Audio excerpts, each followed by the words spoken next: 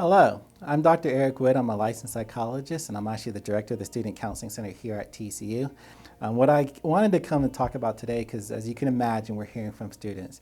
And one of the things that we're hearing is a lot of students struggling with fear, and a lot of students struggling with panic attacks and things like that. So I really just want to take a few minutes just to share from our experience just about the emotional, what fear is and how to respond to it, and then also kind of segue into panic attacks. And if you are one who is experiencing those, things that you can do to help with that. And the first one will focus on fear. Fear is an emotion. And the one thing we're always hearing is people talk about don't be afraid, or, if you are afraid, just stop it. And I can tell you right now, as a psychologist, it's never a good idea to really put expectations about what you feel or when you feel it, or should you not feel it, or should you feel it. If you are afraid, it's absolutely okay to be afraid.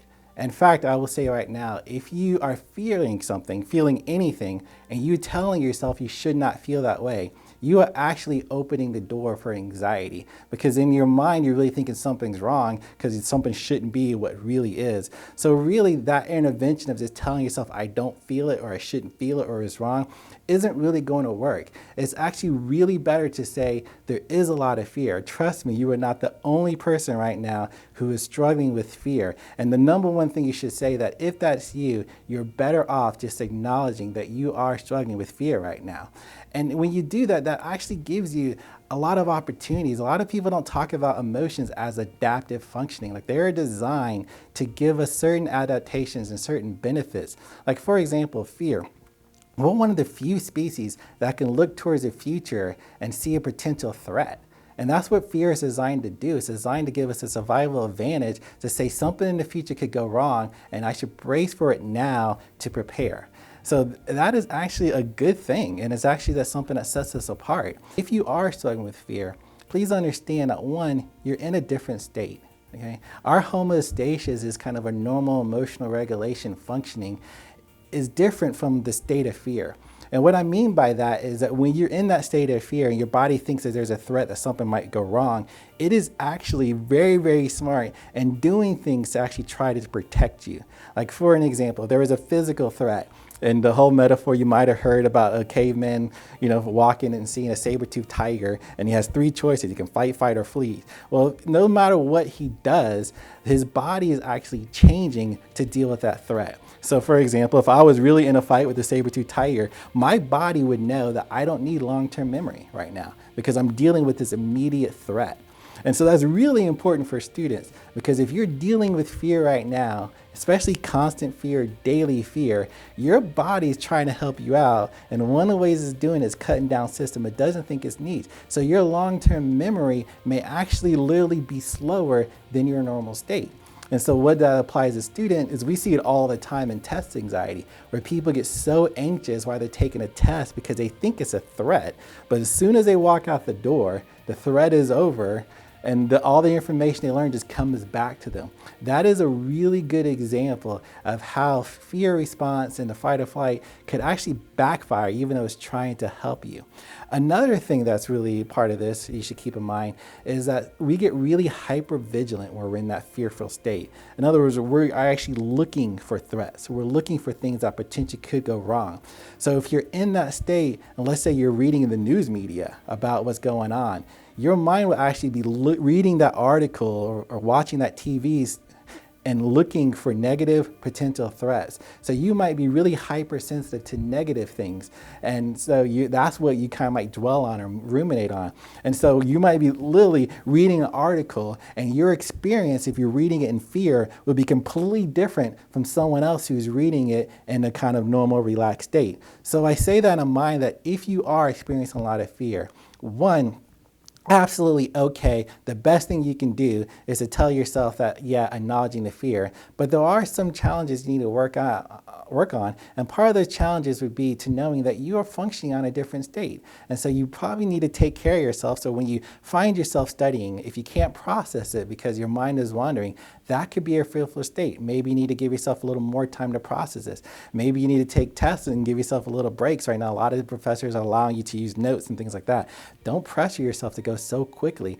You might need to limit how much media coverage that you actually watch, because in that fearful state, like I said, you're so hyper vigilant to the negative that you actually might pull things that aren't really said, but you just think they're said.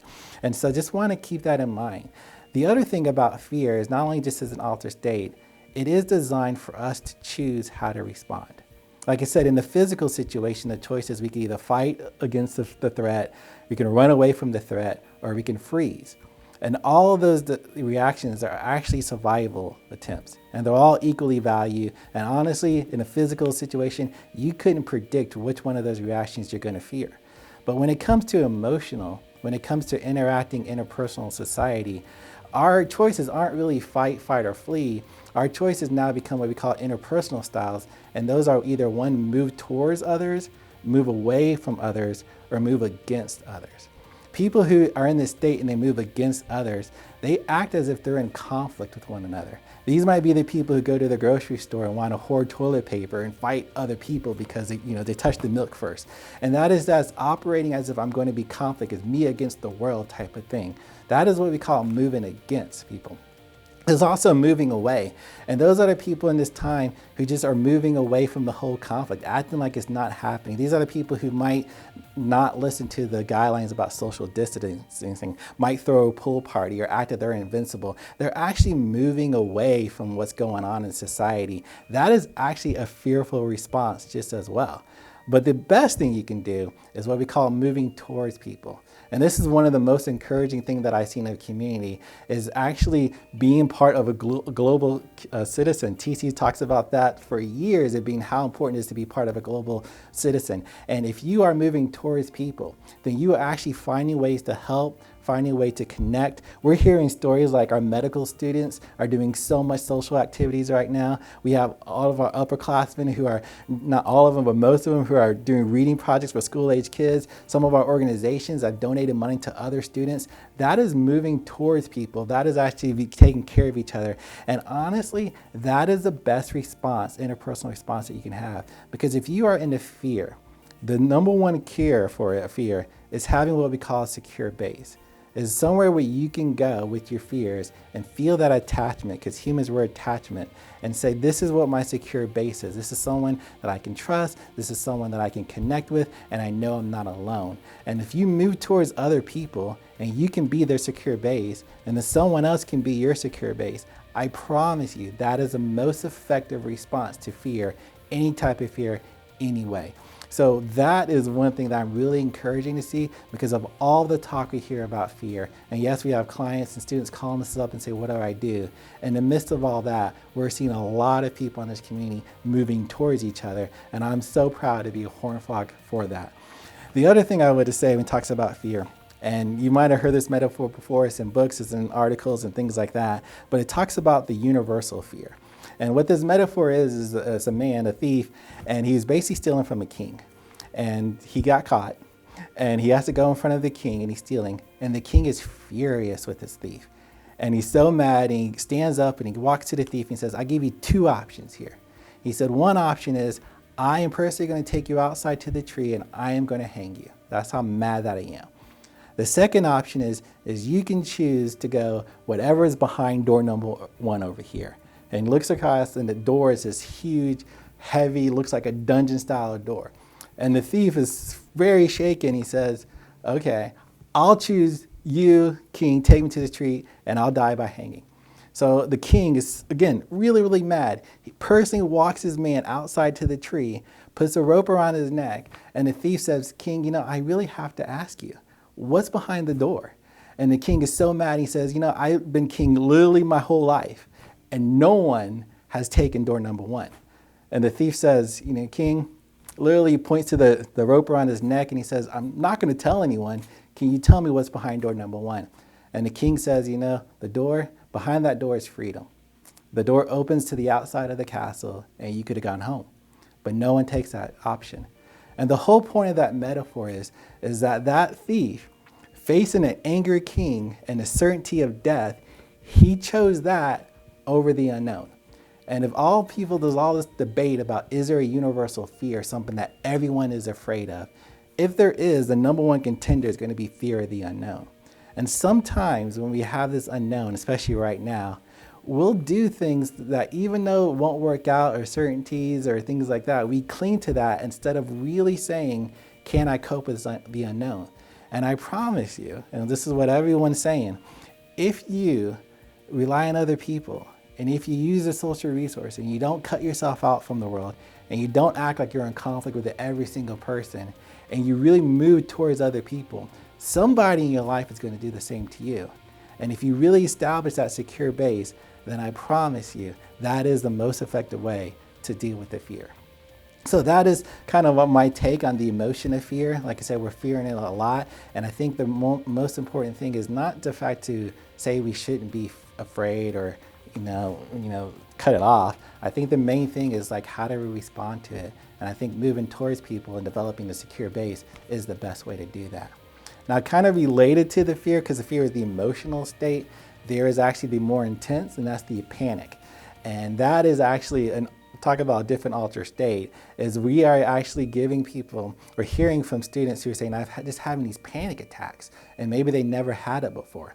And like I said, in general, without this virus, panic attacks and anxiety is the number one thing that counseling centers we see all the time. So if you're experiencing that, trust me, you're not the only one, and you're not weird at all. Panic attacks, there's no really rhyme or reason. Like sometimes there's this myth that something has to be wrong for you to have anxiety, have a panic attack. And we say the opposite. If you look at your life and everything's right and everything's good, and then you have a panic attack, that's actually a telltale sign of anxiety. Because that's what anxiety does. It makes you feel anxious even though everything's okay. But everything's not okay with the world right now. And there's probably not a lot of people who says on paper, my life is absolutely just fine. And so usually the first panic attack happens when people just kind of keep things in. When there's stressors, and instead of dealing with it or instead of coping with it, people just kind of suppress it and stuff it. And then it just kind of builds and builds and builds, and there's not a lot of coping, and there's not a lot of self-care, and then it just explodes into a panic attack. And if you ever had a panic attack, especially a true panic attack, it is a nightmare. It is not uncommon for students to go to the ER thinking they're going to die because they had a panic attack. It's that intense. It's not like just an adrenaline rush. It's really people who are scared. And what that does, it creates a cycle, because once someone has one panic attack, then they're afraid of having another panic attack. And they literally get anxious about being anxious. So when they go through their lives and they start noticing the symptoms of anxiety, they start noticing that the heartbeat is racing faster and they're getting headaches or the muscle tensions, then the thought is, oh my gosh, I might have another panic attack. And then, oh my gosh, that just speeds everything up. And then, oh my gosh, I might have a panic attack, and just a cycle and a cycle and a cycle. And then guess what? They have another panic attack. And that's probably the most common pattern that we see, is that cycle effect. Is that if there is a cycle, you can break a cycle at any point. It doesn't matter what point you break the cycle. If you break it during a panic attack, right before, or way in the beginning, if you break the cycle, you break the cycle.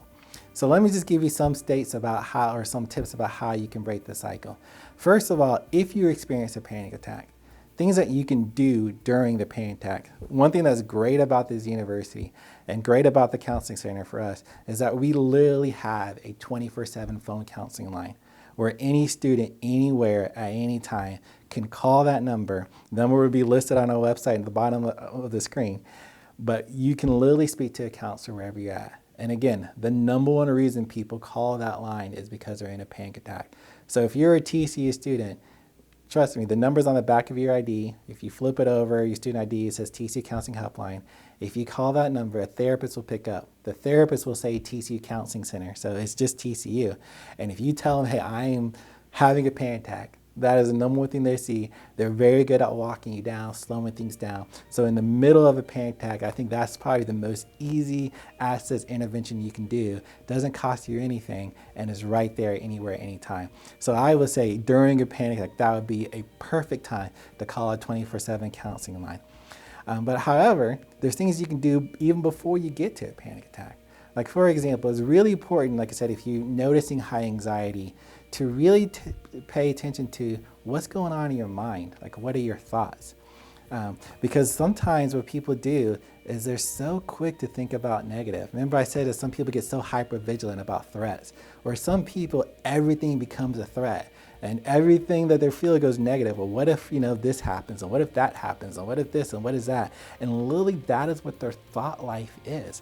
And we call that rumination. We have this negative kind of pattern of thinking, and you just can't get out of it, and you can't stop it, you can't turn it off. Our term for that is rumination. Now, the key to avoid rumination, it sounds weird, is that we actually want you to think more. So and students come and says, well, I'm thinking so much and it's all negative. And the therapist is saying, well, we actually want you to think more. What do I mean by that? Is first of all, and it sounds really strange, is to say, but it's true, there is a difference between your thoughts and your beliefs. Okay? So a lot of times what happens with anxiety, we'll go with our thoughts and we never really think about, do we truly believe it? Best case or best example would be self-esteem. Sometimes people who struggle with self-esteem would tell themselves, hey, I'm stupid. Okay, that's a thought. That's not true. We all have those irrational thoughts. There's no power in that thought whatsoever. The question is, do you really, truly believe that you're stupid? And when we really get down to a student, most students will say, no, I don't really believe that. So what's going on? What's going on is when you're in that anxious, you're so going with your thoughts and the racing that you're never really challenging the thought and saying, is this my true belief? Because if it's really your true belief, I guarantee you, beliefs are stronger than thoughts. And if you ever have both in your awareness, the beliefs will always win. And it's the beliefs that really impact your behavior. So if you find yourself ruminating of these negative things about what about this, one of the interventions I love to use is I tell students all the time, schedule a time to think about it, to ruminate. Because rumination has an impulsive feel to it, and the cure for all impulses is being intentional. So if you're very impulsive about one thing, if you can be intentional, that is actually the cure for it. So if you're impulsive in your thinking, if you set like 30 minutes or an hour that you schedule a time to ruminate and to worry about what's all that's going on, that'll actually help you reduce the impulses. And when you are thinking about it, one of the best questions you can ask yourself is, whatever is in my mind, is that just an irrational thought, or is that something that I truly honestly believe? And if it is something that you truly honestly believe, those are the things that you should be worried about. But what I almost guarantee you is that you'll find that most of the things that you're worried about are just irrational thoughts, and they're not really beliefs. And the more you practice that, because it is a skill, you'll find that you can actually change your cognitions and your thought process. We call this metacognition. And that is a skill, as to how aware can you be of what's going on in your thought life, and how good are you at actually changing it. That is actually a skill that you can practice. And it's not like a 30-minute fix. It takes weeks and sometimes months. But if you really say, I really struggle with this, take 30 minutes a day or whatever, and just practice actually disputing it and say, what are my thoughts versus what are my beliefs? What should I really be endorsing here? And in time, you'll actually get better at it. And the better you get at metacognition, the less anxiety that you would feel. So that would be actually a tip for you. Another thing that you can do is actually, how do you cope with stress? When people get stressed, and like I said, even panic attacks, it starts off with stress and just kind of builds and builds to anxiety. So a really key component to reducing panic attacks is actually how you're coping with stress. I tell you right now, when people get stressed out, there's two things that they do. Is one, they'll stop doing things that was helpful. So someone might have exercise, might have take time to relaxation, take time to read and things like that. And when they're stressed, those things that were helpful, those are usually the first things that go. That people stop doing those things. I don't exercise because I'm so stressed out, or I don't relax because I just have no time to worry about.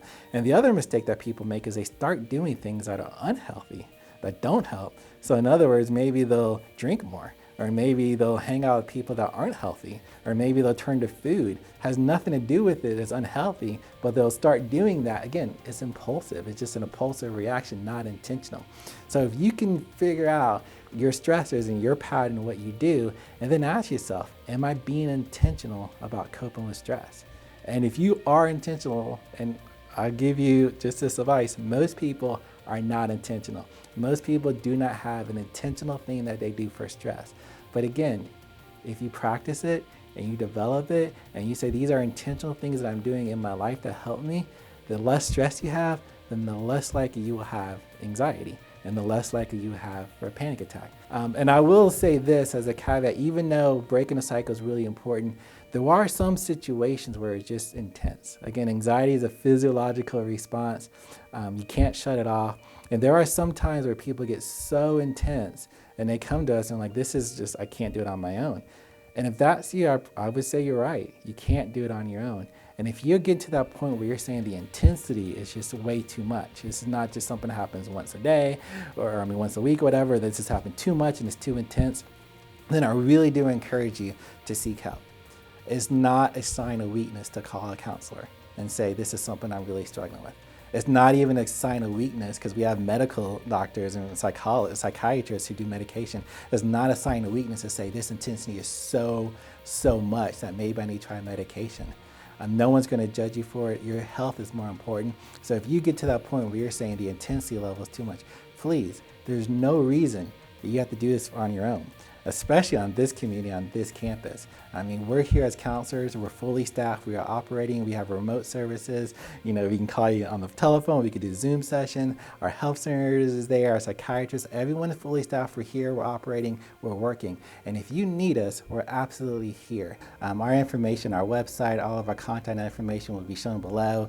Our 24/7 line, like I said, it's on the back of your student ID. You are literally carrying in your pocket, wherever you keep your ID, 24/7 access to a counselor. So if we can ever help you at all, just know the Counseling Center, we're here, we're fully operational during this time. We're doing phone sessions, we're doing Zoom sessions, all of our therapists are operating, we're all here fully staffed. So if you ever need us, please reach out. And thank you so much for all the support you've given us. We are here for you. I really hope everyone stays safe, and thank you for watching.